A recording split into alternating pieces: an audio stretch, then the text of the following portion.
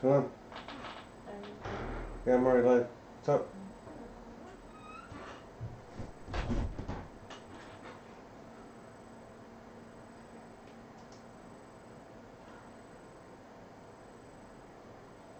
Hello, hello. We are live. Something's up with my streaming service, but we're live now. Sorry guys if you guys had some issues. So what's going on? What can we do tonight? Or what are we going to do tonight? That's the real question.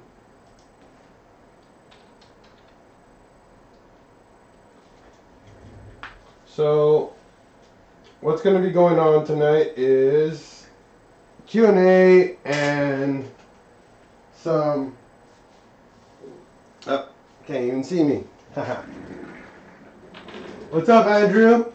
What's going on? We're going to do this. This will work better. What's going on? So, you'll see here my 1.8T block. My head's in here too. For my good friend Tim, we just got finally, I saved up enough money to get the engine finally put back together. So we're going to do that this month and next month. So my big turbo 1.8T will be back. We're going to be back and we're going to actually do it live. We're going to assemble the engine 100% live on YouTube. We're going to do a bunch of other stuff too. Hold on.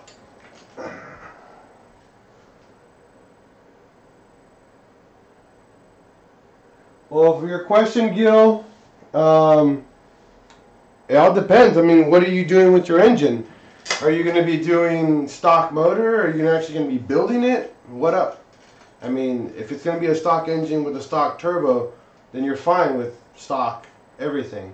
But if you're actually going to put the money, big turbo or slightly bigger turbo, I need to know some details at least, man. Give me some details.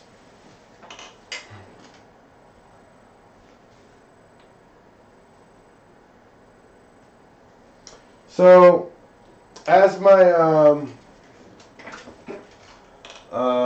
post says, or my stream says, we're going to be doing, what's it called, today, a full live seal of everything that you need to actually put your car engine back together. I'm just getting my YouTube on my phone, that way I have to walk back and forth, so give me a second, alright guys?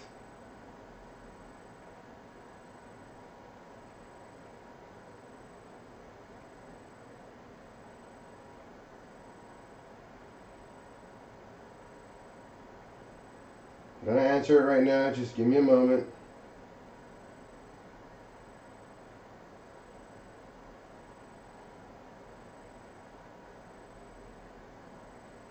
There we go. Okay, so you just got a stage 2 Unitronic. I mean, that's not going to do anything. Just stay with what you got. There's nothing else you can do to upgrade it. For that, I mean, the stage 2 Unitronic, it is what it is. Even if you go down their list on what they need to do it, there's pretty much just, it's a basic tune. So usually, as a recommendation, when you go to stage 1 to stage 2, intake, full exhaust, I highly recommend upgrading your boost pipes. So your charge pipes, all the couplers and everything, upgrade them to something harder. That way they don't pop off all the time. And definitely either an upgraded side mount intercooler or go to an upgraded front mount intercooler. That's going to help because since you're running more and more boost, the turbo is going to heat soak a lot faster. So you're going to be losing power pretty much much faster. Right now it is turbo season, so it's a lot colder outside. The turbos and the cars run a lot better. So, but for your question, there's nothing else you can do. It's a stage 2. It tells you on there exactly what you need. If you go to Unitronic's website, it tells you exactly what you need for that car or for that tune. So what we're trying to do today is giving you, yeah, I know, Andrew, yay for the season change. So today, the Mark IV that I bought, Filbert, wasn't in the best shape. So we got to get more things going for him. So that's why I've been requesting lots and lots of help online to help me finish our project. However, I'm not asking for donations or handouts in any way. I'm asking for you guys to go to my online store and purchase swag. I made a couple new limited production lanyards. I will be posting those pretty soon on my online store. So if you guys want to check those out, those are one times. I'm never going to make them again. They come with bottle openers and they're all different colors. You'll check those out pretty soon. But I'm right there. Like, I kid you not, I'm right there. I'm probably about like $500, maybe $600 left to completely finish this entire car. And then I'm just moving on to my next project, because this project has been great and sad all at the same time, you know, because, you know, I lost my other car and everything just way down. So besides that though, let's get back to what we were doing. Gil, how much power a stage 2 is going to give you? Well, if you go to their website, unitronic.com, they'll tell you how much power that tune makes. However, those numbers are all based off of best conditions and best case scenario. More than likely, it's anywhere from 20 to 30% off. So let's assume the Unitronic states I'm assuming, not the exact number, but let's say it's 230 horsepower with like 240 pounds of torque. That's like best case scenario. So drop about 10 to 20%, even up to 30%, because elevation matters a lot. Temperature matters a lot. Engine, like its actual like mileage on the car and maintenance and how everything else is like perfectly dialed in. If it's a low mileage car, you know, it's gonna have much better numbers than something with high mileage. So those things you really have to factor in. But in all honesty, a tune is great, but swapping out or getting your engine rebuilt is even better, because now you know that your engine is 100% fresh and ready for big power, or actually for the tune that you're asking for is actually going to be dialed in correctly. So unfortunately, those numbers that you're going to see on their website is not approximate, it's literally best case scenario. So hopefully that answers your question. If your car is 100% stock, just with intake and exhaust and maybe an intercooler, you're probably going to make about 200, 220 horsepower with a stage 2 tune. You're lucky you're going to even get close to their numbers. So I'm sorry, but that's usually how it works. So back to what I was doing. If you have any more questions, ask. I'll stop and go back to the questions, but I'm going back to Filbert and its new heart. So when I bought Filbert, that's a good question, Andrew. I like that question. What do you think about getting a used engine? Well, used engines to me are like gold, because you can go online, like Facebook, Craigslist, or go to a pick your part and buying a used engine. My biggest recommendation is first try the Facebook and Craigslist and find an engine that's been seized, that's been like the timing belt snap on it, because you could probably pick it up for like 50 to 100 bucks. I mean, in all honesty, you can find them super cheap and you can rebuild it from there. That way you have a running car. Like right now I have a running car, and now I have my engine that's done. No, not engine done, but ready to be done. And I can take my time building it while my other car, I can drive it. That's the beauty of having a second engine. You don't have to worry about having a car down all the time. My only downside for me, like I'm going to be doing engine bay work, I'm going to be dressing it up, so my car will be down a little bit longer than a normal swap, just because I want to do my smog system delete, I want to do, you know, wire management, I want to do a little bit more fancy stuff in it. But yeah, Andrew, I definitely agree to buy an engine if you're going to rebuild it. If you're going to buy a used engine just to do a swap and have a running car, I recommend buying like a car that just got in an accident or someone's parting out. That way you know the engine actually was running. We don't know how long those engines have been in the junkyard, so it's kind of a hard thing to choose. So hopefully that answers your question. So back again to what I was doing. So Filbert has a lot of problems, and what I mean is a lot of problems. It leaks oil, leaks power steering, it burns oil. The engine's not in the best condition that I would like it to be in, but it runs. I haven't done anything to the engine. It's 100% stock in that car. I didn't want to invest any money into it just because I know it's going to be something. If I put money into that, I'm going to have problems. I'm not problems, but I'm going to be addicted to getting all that fixed up, and I don't want to do that. So Filbert's been basic, you know, other than it's a bag and wheel car right now, which I'm pretty disappointed in because I'm not usually a bag and wheel guy, because that's nothing to me. I mean, if you guys are about builds, bags and wheels aren't builds. So if that hurts your butt, I don't care. Cry about it. So back to what I need. So this car has been untouched. So all the hoses, the gaskets, the fuel lines are all bad. They have 190,000 mileage of use. So we're going to go and show you what you need to put back together your 1.8T and get your engine all refreshed. So let's start with the two main components, your block and your head. The first thing you're going to need is a head gasket. Now, Victor Renz actually makes a head gasket seal kit, which I'll show you what it comes with.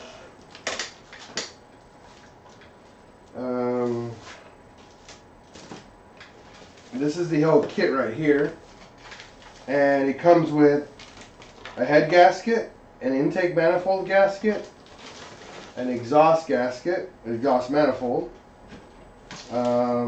instructions on how to install it.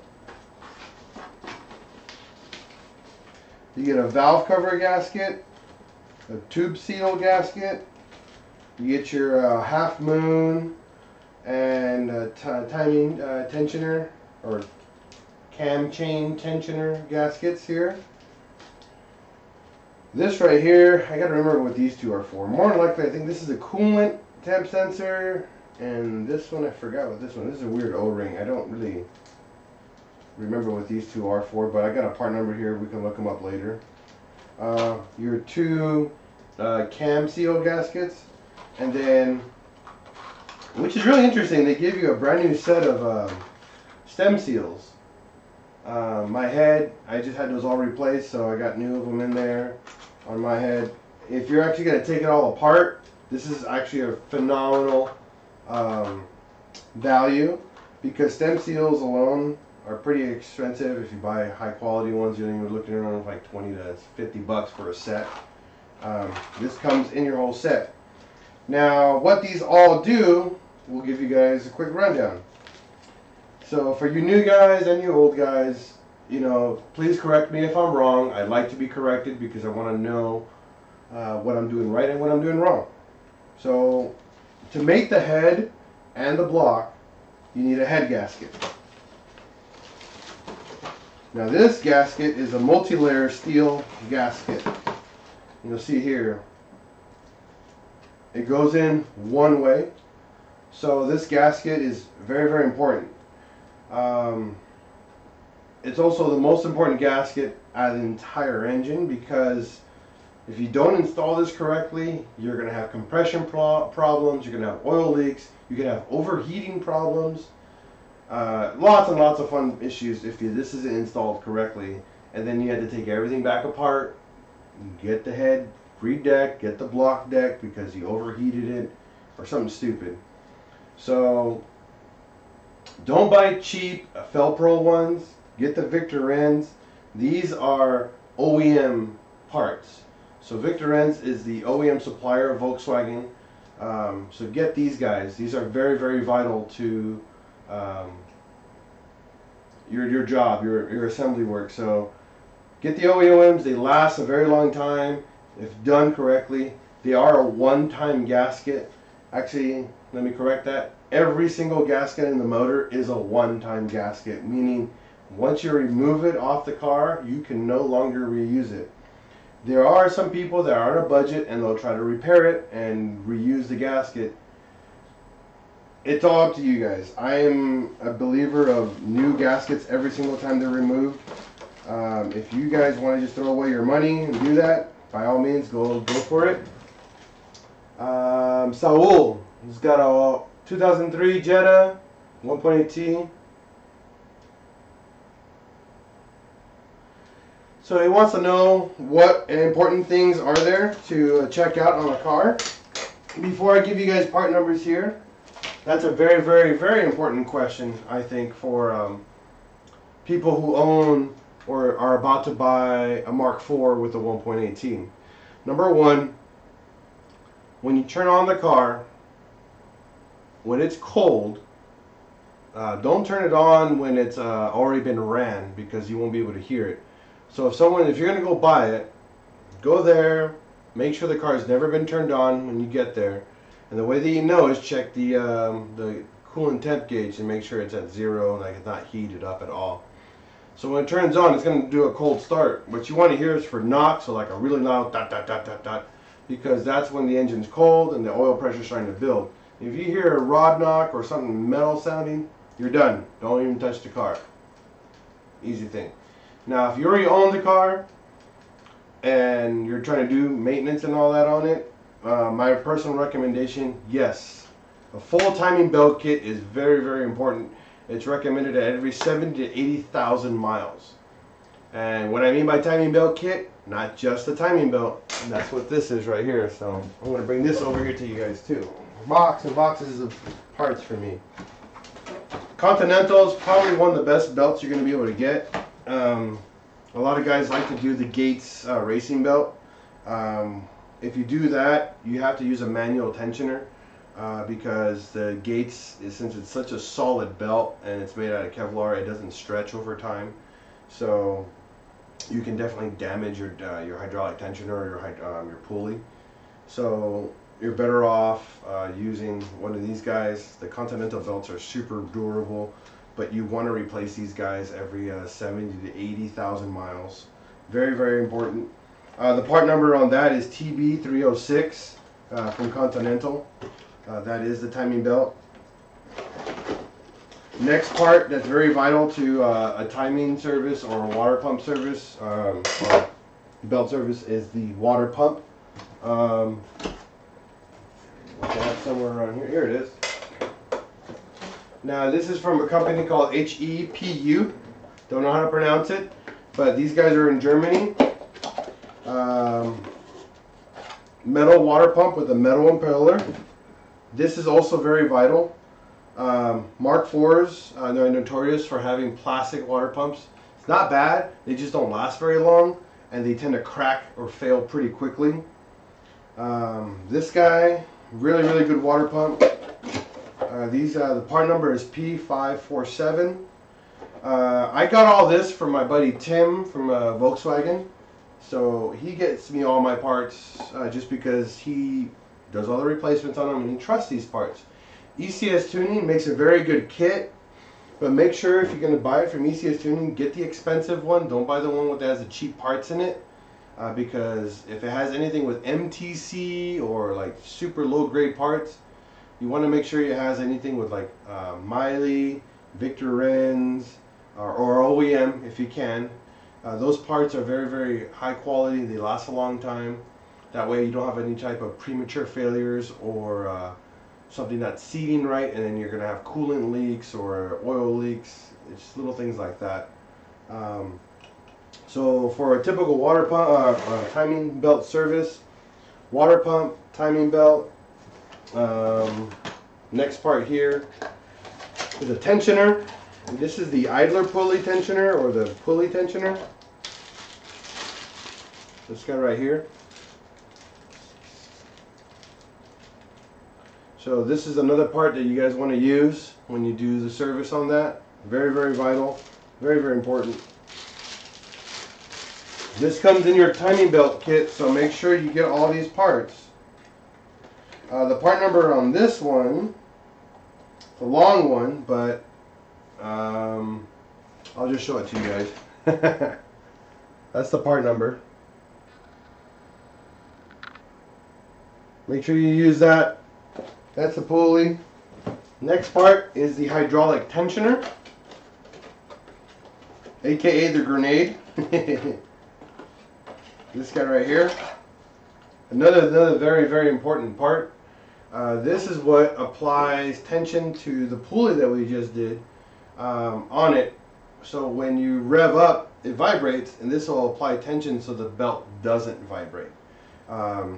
This is how it pretty much prevents the belt from slipping off, because it always applies consistent tension to the belt, but proper consistent tension. That's the only downside with these guys.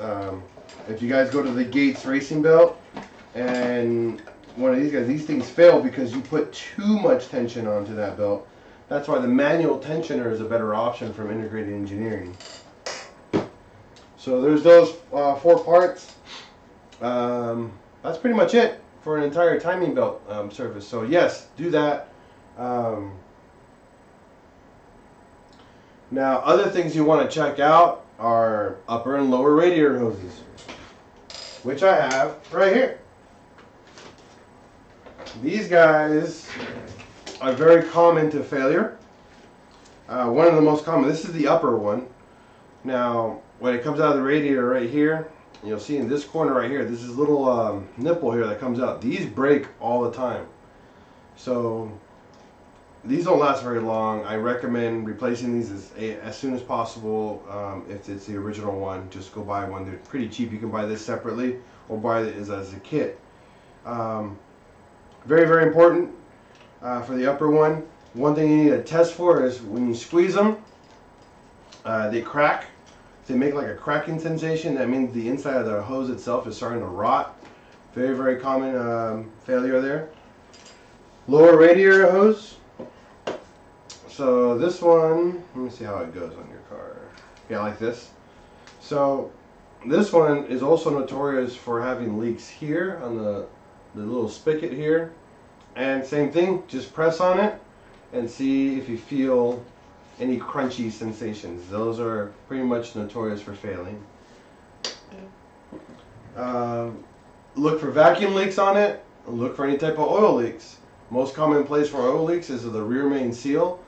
Fastest way to find out, go underneath the car, look at the transmission and the engine sandwiched together, and there will be a good stream of heavy oil right there. That's another place to know that, hey, that needs to be serviced.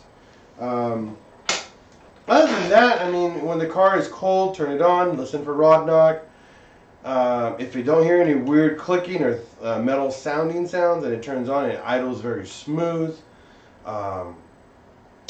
And when it starts to warm up, inspect the coolant. Now the next thing you want to do is inspect this little bad guy. This is a $20 headache that I hate doing, but you have to do it because these things fail all the time. This is what we call the Coolant Flange, and it sits on the right side of the head.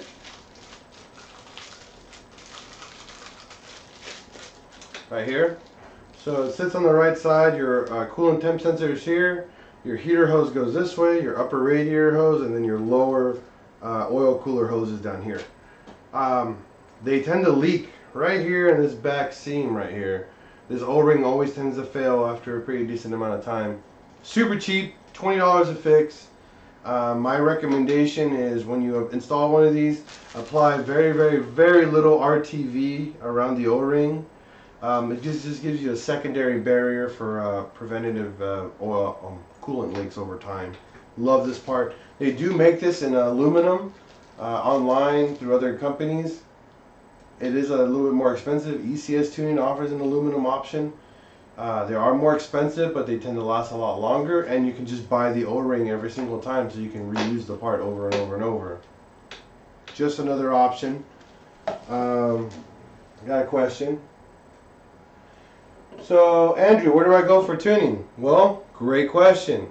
go on Facebook and look up Boost Dynamics. I'll post up the link on there. Boost Dynamics, I like them because they're local, homegrown. They do offer remote tuning, and very, very affordable. The guy who owns it, his name is Trenton Smith on Facebook. Super popular guy, does a lot of tuning. He does a lot of big turbo cars, but he also does, stock cars or maybe, KO4 swaps. But Boost Dynamics or Boost Concepts is another they also go for, or also go by. I'll post up a link in a little bit for you. All right, Andrew? So those are the things that you want to look for any type of issues with coolant leaks, vacuum leaks, crunchy hoses, oil leaks underneath the car. Most common is rear main seal and the oil pan. If you do see oil coming out of the back of the engine where the turbo sits, now that's a big issue, because that means you're leaking oil from either the head or the turbo itself. If you start seeing that, it might be time for a new turbo. Hey, more power. Who knows? Hopefully that helps you. If you're gonna buy an ECS tuning kit, remember, buy the more expensive kit. Don't buy the cheapy one. You'll regret it. I always tell people, don't buy the cheap stuff. There's a reason why it's cheap. Don't do it. Okay. You're welcome, Andrew. So back to the engine and head seal. So head gasket, extremely important. So once you mash the head and block together, you got a whole other slew of parts that you have to seal up. So intake manifold gasket here, very, very different from the exhaust manifold. The exhaust manifold is a metal one, and the intake manifold is kind of like a cork style, or a hybrid cork and metal. These two go on very specifically in a specific manner. They only go on one way, and you have to torque them down to a very specific torque spec. Same with the exhaust manifold. Always use the OEM one.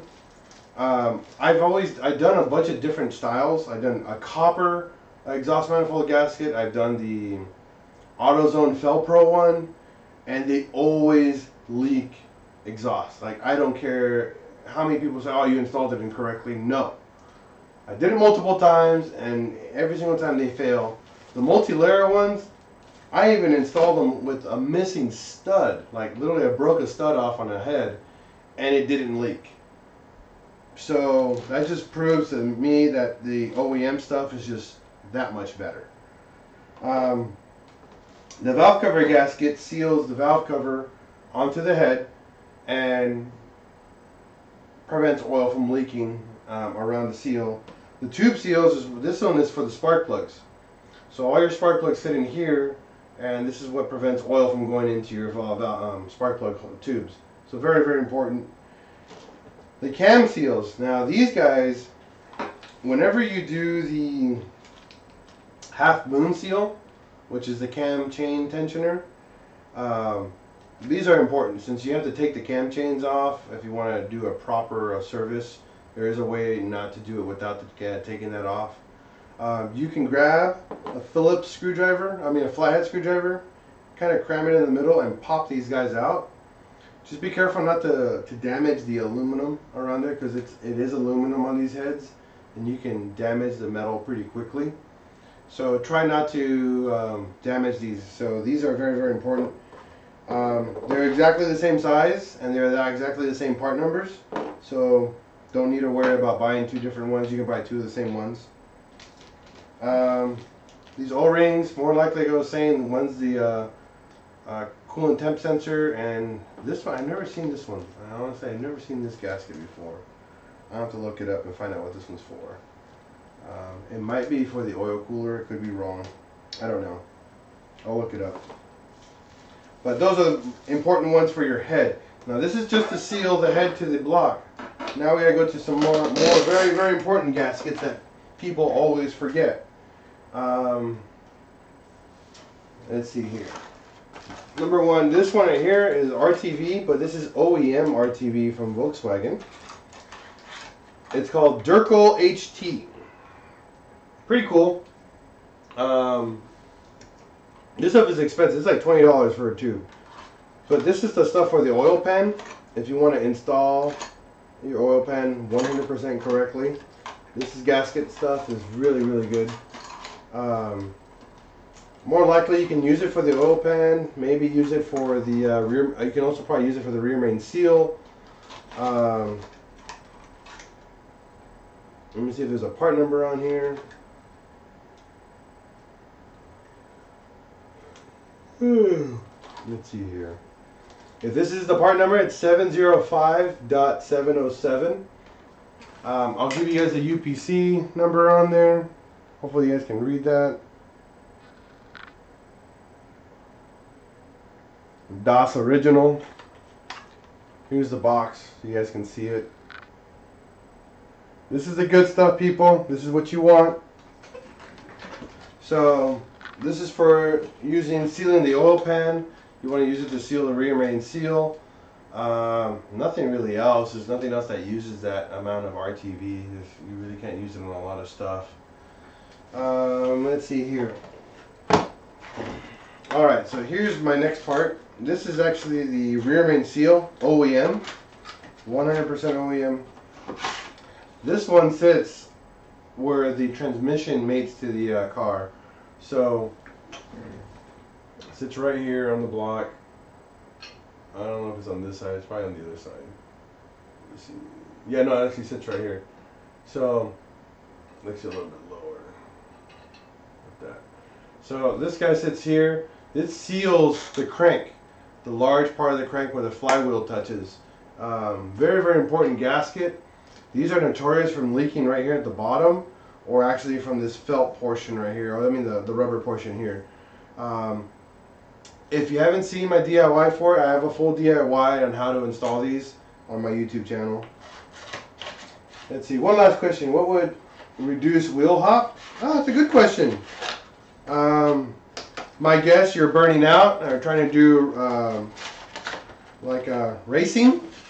The most important one, bushings you need to reduce wheel hop are two. The control arm bushings and the dog bone one. The dog bone one is like the most important one, and the control arm ones, because the control arm ones control forward and back movement.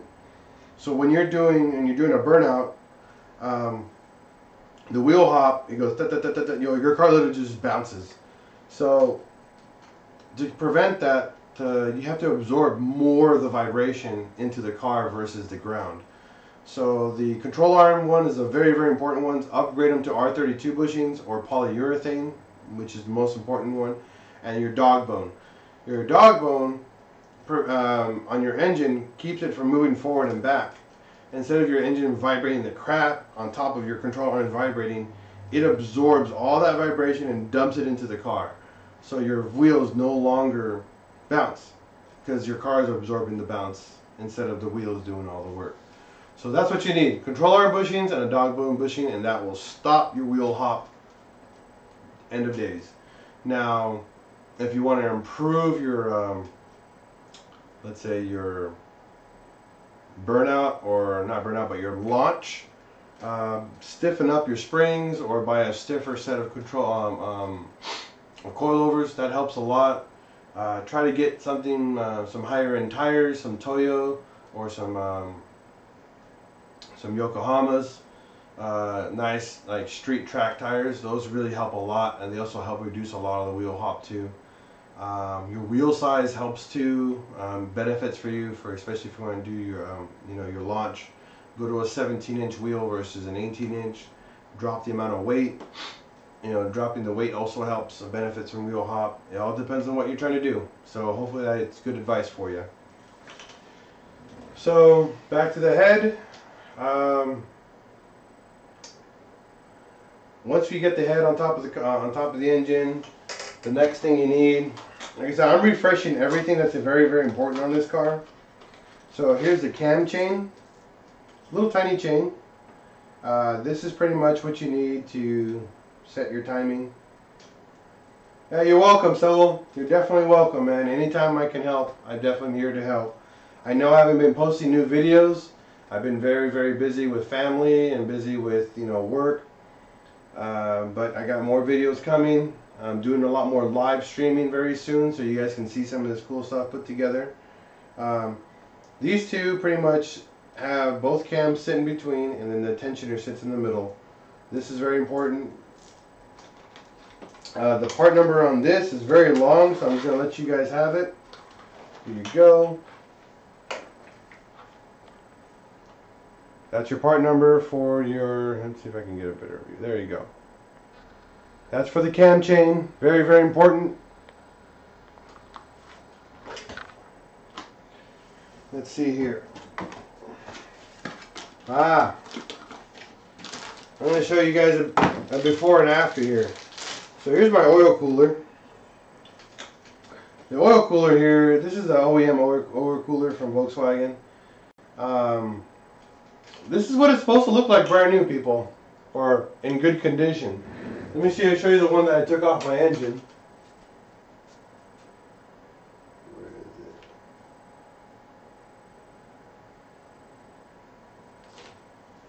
it? There you go. So this is the old one. You guys can see all the corrosion on here. You guys can see that.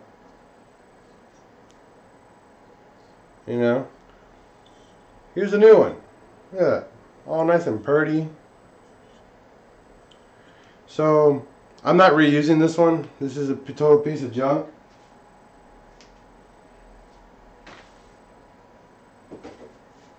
Bought a new one for my buddy, Tim.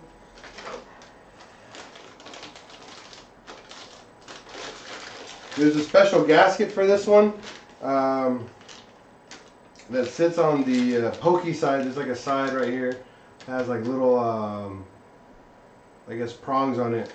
There's a special gasket for that, and I'll show you guys that in a minute. Where did I put it? Where did I put it?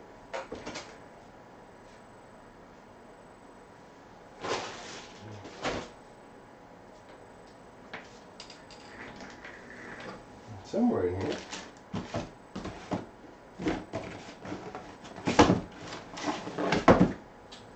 Oh, here it is.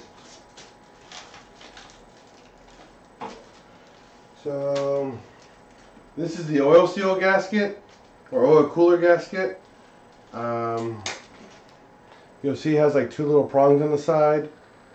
That's where it goes into those little metal ports. This is the part number for the oil cooler gasket.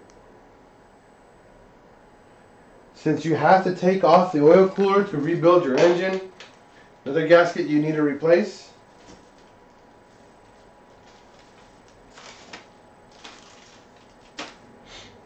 Let's see here. So that's for the top end.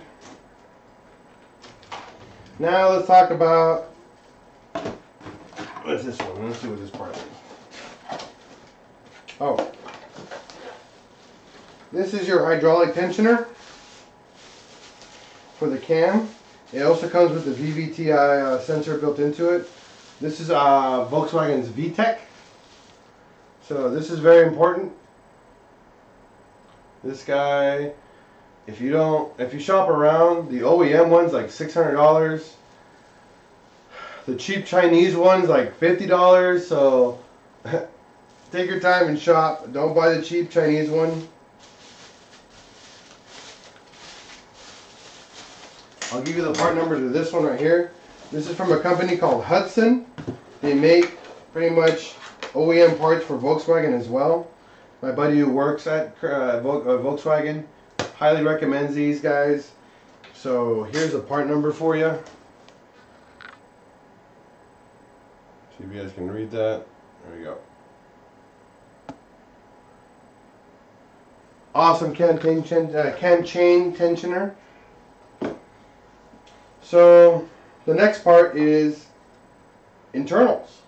We gotta do internals. So this is, I don't even know how to pronounce it, but I'm going to try to. It's called Gotezi. These guys are the OEM supplier for Volkswagen and a bunch of other companies. These are the piston rings. These are very, very important. So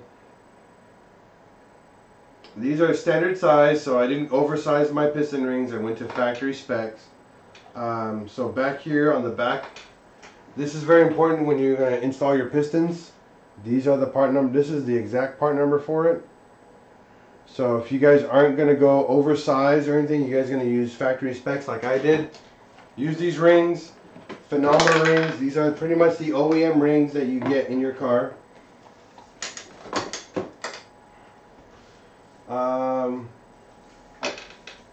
So to put your block together, you need piston rings, you need rod bearings. So there's an engine rod right here. So there's a bearing that sits inside here. If you guys can see that. You need to replace this. This is whenever these ever come apart, these bearings have to be replaced every single time. They're very inexpensive, or it can be very, very expensive because they make different types. You can go to OEM spec or you can go to a race spec. They are more designed to prevent heat and dissipate heat a lot faster and allow the rod to spin more freely. It all depends on how you want to do it. So definitely something I highly recommend to everybody who wants to do your rebuild. Rods don't wear in a way that like crank bearings wear. So if you're not going to oversize it or go to a bigger crank, 530 Mexican, what's up, Paul? What's going on, man? Nothing much here, just explaining some part stuff, you know, just chilling. So buy your bearings. They come in a set, so you get everything that you need. Very, very important. These are stock rods, and then I have my IE rods back here.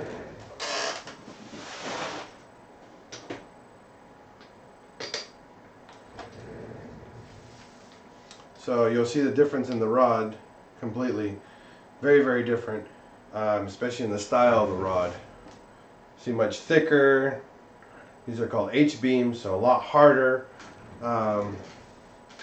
Unfortunately, my pistons, you know, I'm not going to reuse these. I got new pistons or a new set of used pistons for my build.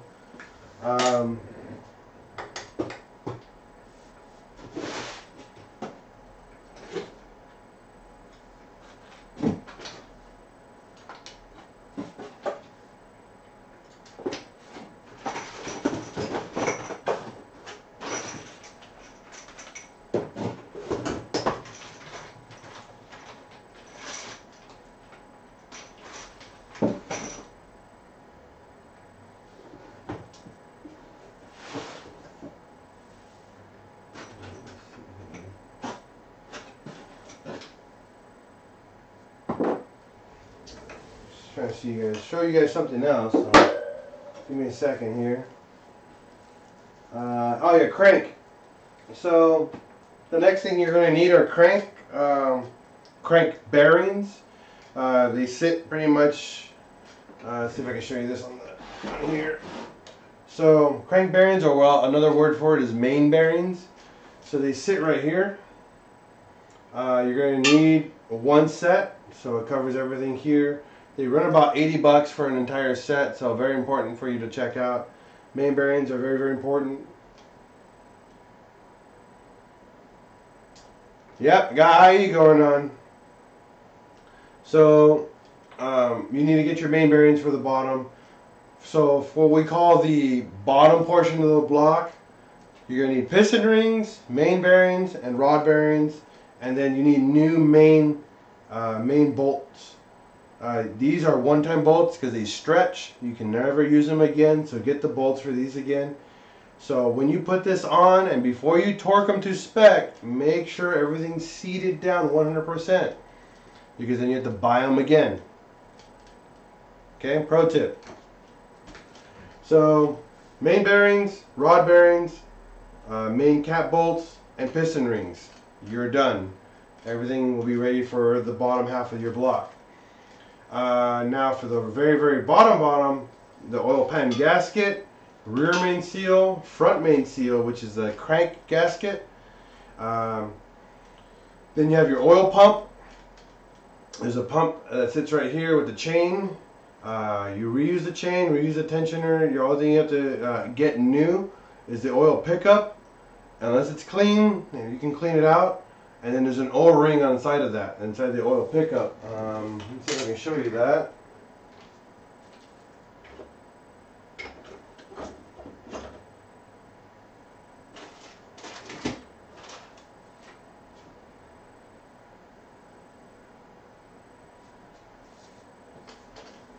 There you go.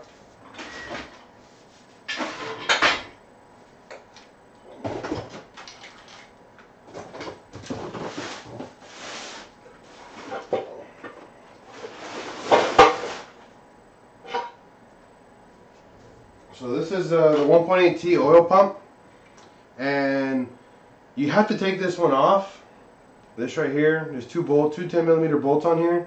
Take it off. There's an O-ring that sits inside here. You have to replace that after you do this, because you want to clean the inside of this. This is really grummy over time, just because, you know, your oil gets dirty and whatnot. So replace that. There's a gear that sits on here. I left all the parts separate because it's easy to get to. There's 3 bolts.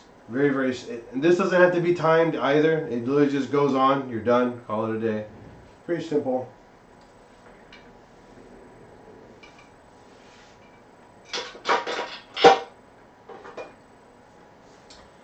This right here is the front main seal. This is where the crank gear or the timing gear sits here, and then your hydraulic tensioner. You have to reuse the factory one, so give it a good cleaning when you're done cleaning it. This is the crank seal right here. Comes with your head gasket kit. If it didn't come with your head gasket kit, you can buy it separately. So remember that. The RTV that you purchased, you're going to use that for that seal as well. So make sure you get this, like I said, as clean as possible before you install it. Easy.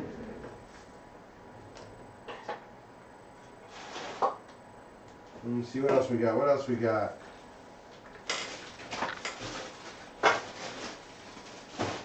No.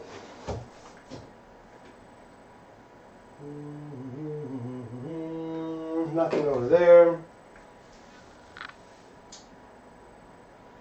Trying to see what else you guys need. Oil cooler gasket. And, there's a mess right there. Let's see, here we go. Okay.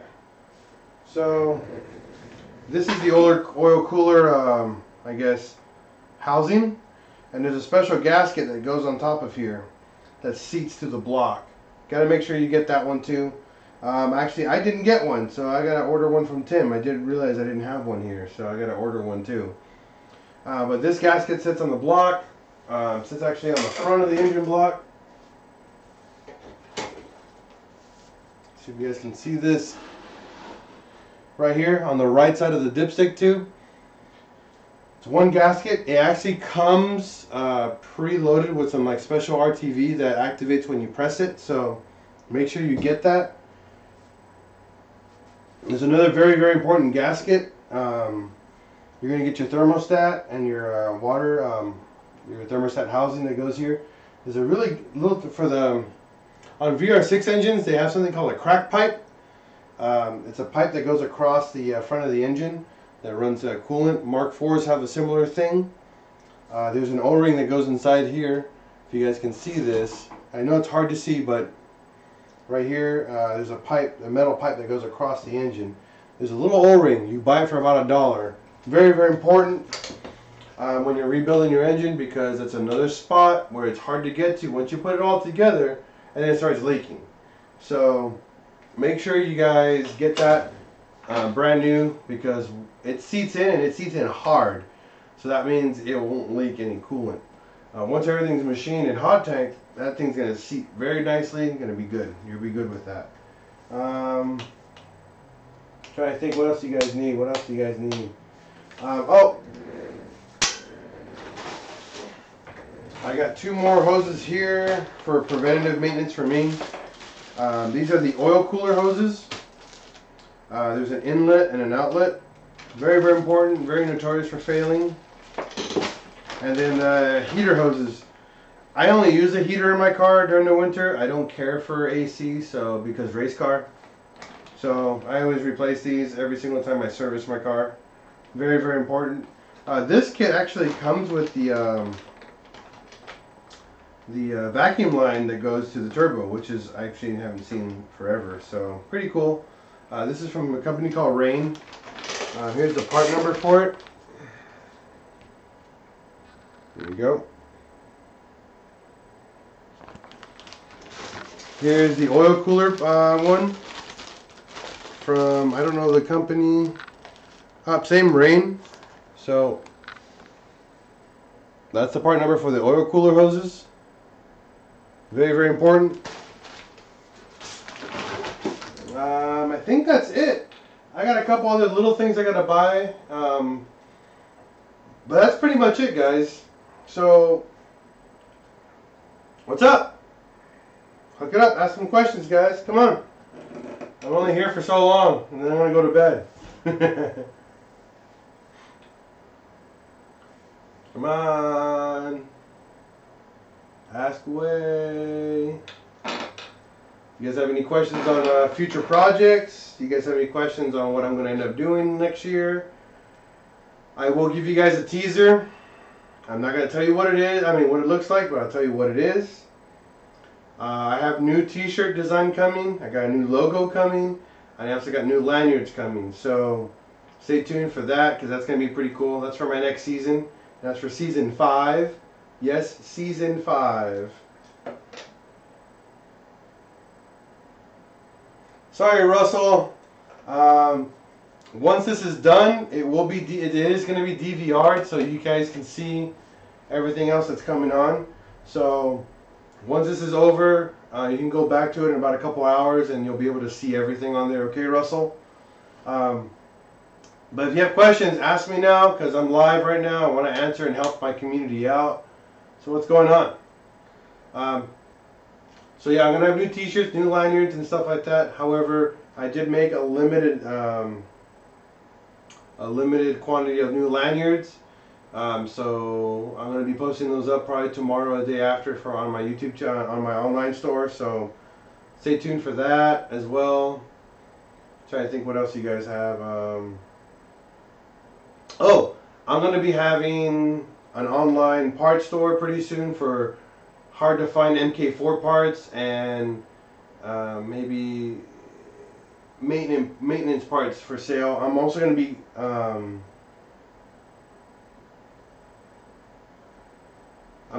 be doing a couple little kits for you guys.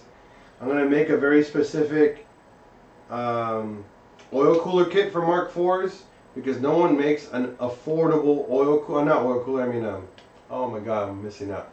Catch can. No one makes an affordable catch can for Mark IVs that doesn't look stupid in your car.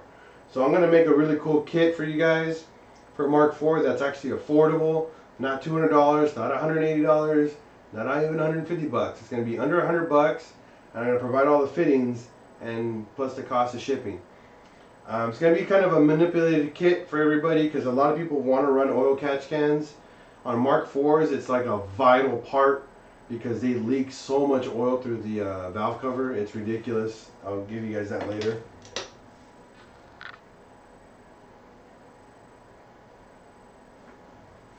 So I'm going to try and make a kit like that. I'm going to make it a very limited quantity because I gotta buy it online. I'm going to buy it online, but I'm going to buy your hoses specific.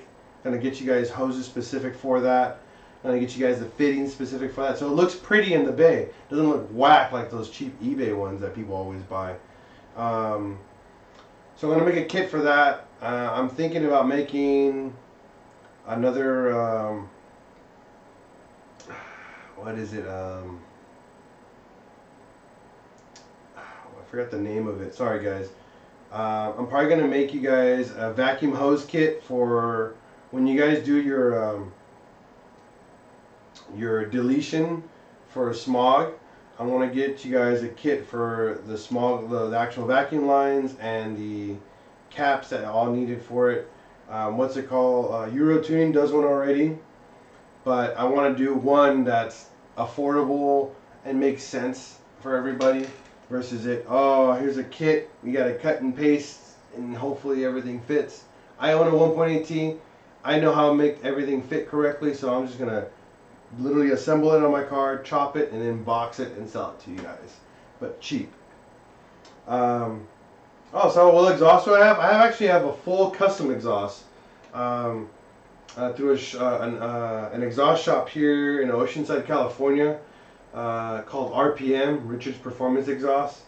I don't care for brand names. I like just going to a shop, having made for me. But the muffler, I recommend MagnaFlow a lot. I'm a big MagnaFlow fan. MagnaFlow is probably one of my favorite exhausts for Mark IVs or VR6s. They make a really good grunt, and it doesn't sound like a rice car or a Honda or something stupid like that. It sounds like a proper car. Now there's a catch. Your muffler should meet the same diameter of your exhaust. What changes the note is the type of baffling the muffler offers and the length of the actual muffler. I like to have anywhere what they call an 18-inch muffler, which is like probably the longest you can buy for a Mark IV, and a straight through. If you get the ones that have an offset, they're deeper tone and they offer a little bit more grumble, but I don't like drone very much since I daily the shit out of my car. I drive a lot, so I don't want a headache all the time. The quieter, the better.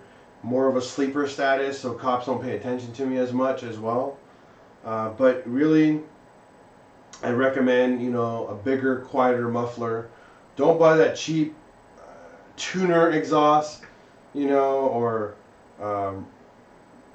those cheap exhausts that you can buy online. They just sound horrible. They make your car sound so ricey and raspy. You drive a nice Volkswagen, put a nice exhaust on it. They are really affordable.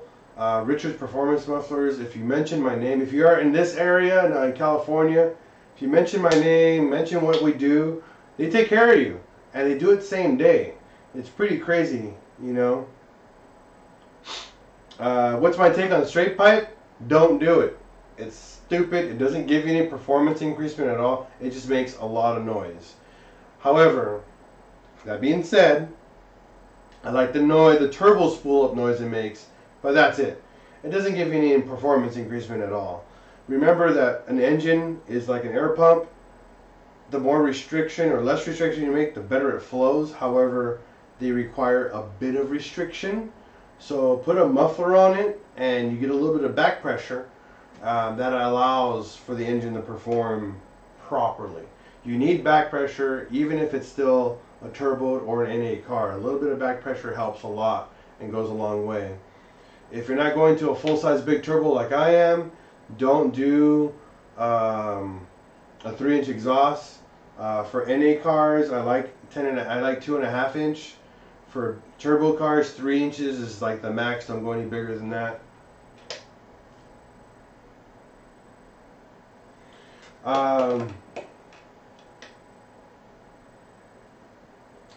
Yeah, so 2 questions here. Don't do a straight pipe. It's annoying. It makes you sound like an asshole, and it's just loud. It's just loud, and it doesn't make your car any faster. Number 2, intakes. For Saul, intakes are cool. I mean, they make your car sound really, really cool, but that's it. It doesn't do anything else. It just makes your car loud. But loud in a good way. So it's worth buying. I recommend buying just a cheap eBay one. If you live in a state where smog is very, very strict, like here in California, you have to buy AEM or an engine intake because it'll pass smog or pass a visual inspection. If you ever get pulled over and a cop tells you to pop your hood, tell him no. You got no reason to. He won't pop your hood. So air intakes make your diverter valve or your blow-off valve, whatever you guys want to call it, louder. So you'll hear the whoosh much louder. If anybody's in the market for an carb exempt one, I have one, an AEM intake for $100. I didn't use it, I didn't need it, so if you guys want one, I have one for $100. It's a $200 intake, so 50% off. Local pickup too, if you want. I'll give you a beer if you pick it up. So yeah, I mean, intakes are a joke. They honestly are. They don't give you improved power. They don't give you improved gas mileage. It's already been proven. On naturally aspirated cars, they do provide better throttle response, but doesn't give you more power. What gives you more power is when you combine an intake with an exhaust. And not a catback, a full exhaust. So depending on the type of car, if it's naturally aspirated, I'm talking about headers, you know, and a full exhaust all the way out from there. That, coupled with an intake, will give you some power increasement. The average is about 1 to 3%, which gives you anywhere from like 5 to 7 horsepower, depending on the engine, but not a lot. What actually, our cars where we benefit a lot is software and a turbo. So software is literally instant horsepower, you know.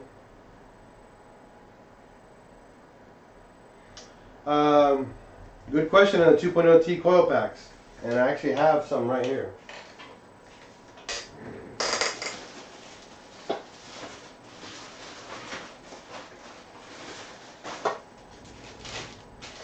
Now these are the ECS 2.0T coil packs right here. What benefits are there? None. There isn't really anything. You don't get power. You don't get better fuel economy. All you get is a better spark. Now, a better spark is very, very important. Sparks are very, very important for fuel because you burn all the fuel. Now, your benefits for that is a cleaner exhaust burn, a cleaner fuel, less chances of getting premature ignition. You have better chances of backfiring, so no backfire when you're driving, because all the fuel is burning versus burning in the exhaust. That's how you backfire, just so you know. So those are pretty much your benefits, but you're not going to get anything special out of it. Another good thing is for people who run copper plugs like I do, with 2.0T coil packs, it allows you to run a bigger gap. So when you use a copper plug, you run a 0.28 gap. With a coil pack, you can run a 0.32 up to a 0.34 gap, which again just allows you to burn your fuel properly. Doesn't give you any more power. Remember that. Power is all about how much fuel and air you can combust together. So the more pressure you can combust and the more fuel you get, the more power you get, pretty much. Spark just burns it better, you know. So to answer that question, there's no benefits. I just get them because it's the same freaking price as normal coil packs, so why not? You know, just so you know. Let's see, what else is there? Any other questions? I can answer more, because if not, I'm getting sleepy. And I want to go to bed. I want to answer more questions for you guys, though.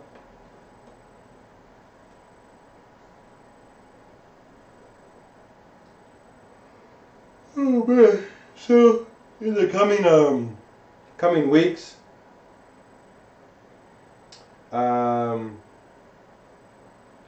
if you do the 2.0 coil packs, you want to get a spacer. It allows it to sit better on the head, but you don't have to. I've seen people rock it without it, but yes, get a spacer It just looks better and it'll hold them down better. For any reason, if you have any exhaust leak through these spark plug, or if you have a spark plug failure, it won't shoot the coil pack out of the engine. So yes, get a spacer. It will help. Yeah, I got the coil spacer.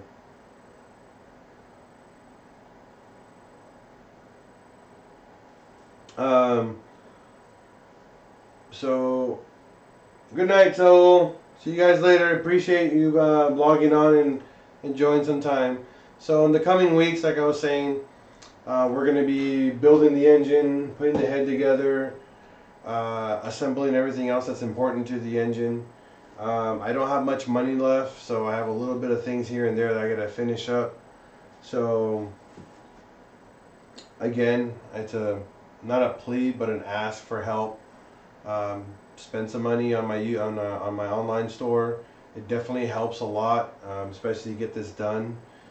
This also allows me to get you guys more DIYs.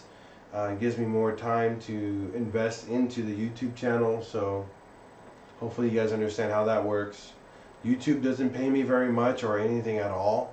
So don't assume that YouTube gives me a lot of money, because they don't. I don't make that much money. I make anywhere from like 20 to 40 bucks a month on YouTube.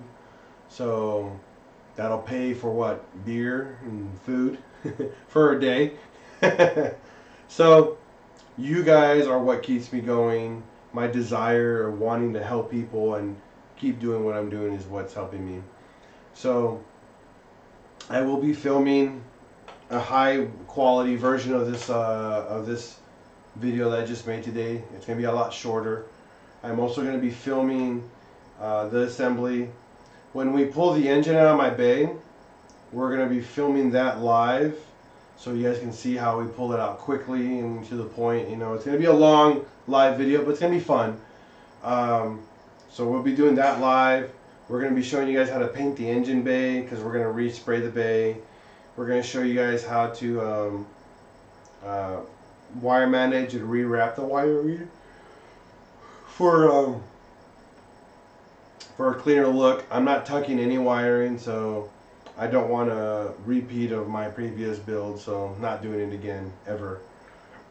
So you guys are going to get to see that. We're going to show you guys how to break in the engine. We're going to show you how to prime the engine. We're going to show you how to do all that live. I'm not going to film any of that high quality. I might film it high quality. I don't know yet. But I want to do it live so you guys can have fun with me and have just, you know, a good time live, because I can answer questions while I work. Alright.